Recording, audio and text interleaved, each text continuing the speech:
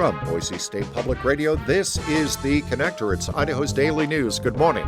I'm George Prentice. It is Wednesday, the 16th of April, and here come today's stories.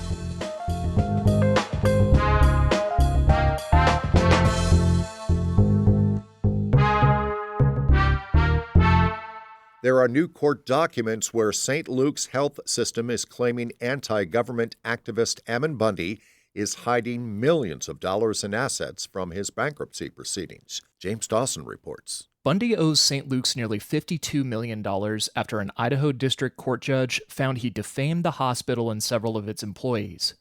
Bundy staged protests at two St. Luke's locations in 2022, claiming the hospital was trafficking children, eventually leading to a lockdown during which ambulances were rerouted to other facilities.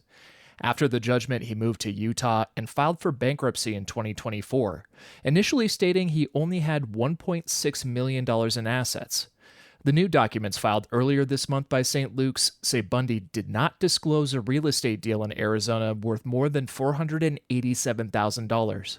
The health system also makes new claims of friends and relatives helping hide another $720,000 in assets, while destroying or failing to create documents related to the deals. Bundy has yet to respond to the latest allegations, but has repeatedly maintained his innocence. James Dawson, Boise State Public Radio News. Change is in the outlook. Sophia Adams is over at the National Weather Service office in Boise. Good morning, George. Well, what can we expect today? I remember yesterday you told us about some change heading our way. Yes, we are still anticipating some change headed our way. Today looks to still be mostly sunny and warm, but we will have some breezy northwest winds kicking up ahead of some weather coming in tomorrow. So for this evening, we're looking at the potential for maybe some showers and thunderstorms over the west central mountains and near the Idaho-Nevada border. But that chance will increase as we proceed into tonight. And tomorrow, still looking like some showers and maybe some thunderstorms, mainly in central or south central Idaho near like Twin Falls, Jerome area, and just south closer to the Idaho-Nevada border. And how about temperatures? How will this impact our temperatures? Yes, so our temperatures are going to lower quite a bit for tomorrow. We're expecting to be in the upper 50s for the Treasure Valley, and then in the mountains we'll be a little bit closer to freezing and in the low 40s. I know a lot of people will have plans for the upcoming weekend with Easter heading our way. So what does the weekend look like? Yes, the weekend looks fairly dry. We'll have a little bit of a return to warmer temperatures, not as warm as we've seen early this week. So the Boise area looking like it'll be anywhere from 65 to 66 with slightly warmer temperatures and lower elevations. And then we are expecting some a chance of precipitation pretty low in the mountains, anywhere from 10 to 20%. Okay, we'll track it all. She is Sophia Adams at the Weather Service. Sophie, have a good Wednesday. Thank you. You too, George.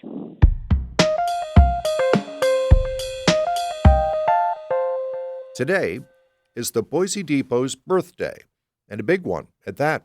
Abigail Moody tells us more. The depot has stood on top of Capitol Boulevard for 100 years. Its main asset was once to connect passengers to other towns and cities in the region.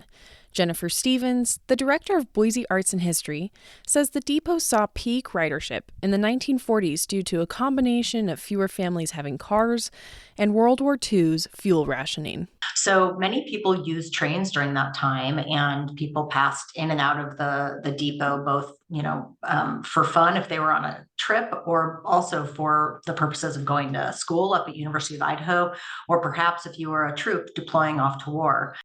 But after the war, ridership continuously went down. Most people had cars, and the last passenger train came through in 1997. Now it serves a different purpose, as Doug Holloway, the director of Boise Parks and Rec, says. It's really become a major venue for our community, and it's really bringing the community together. Tonight is the last day of a 4-day celebration of the centennial, with a Roaring Twenties party from 5 to 10 p.m. Vendors and jazz musicians will be there. Flapper dresses and Gatsby wear are encouraged, but not required. Parking is available at Ann Morrison Park with a shuttle to the depot leaving every 15 minutes, or you can use the Peaslee Street connection to walk to the depot. Abigail Moody, Boise State Public Radio News. And that is today's episode of The Connector. I'm George Prentice. We'll see you back here on Thursday. To stay in touch with the news between now and then, check out BoiseStatePublicRadio.org or download the free Boise State Public Radio app. And thanks for listening.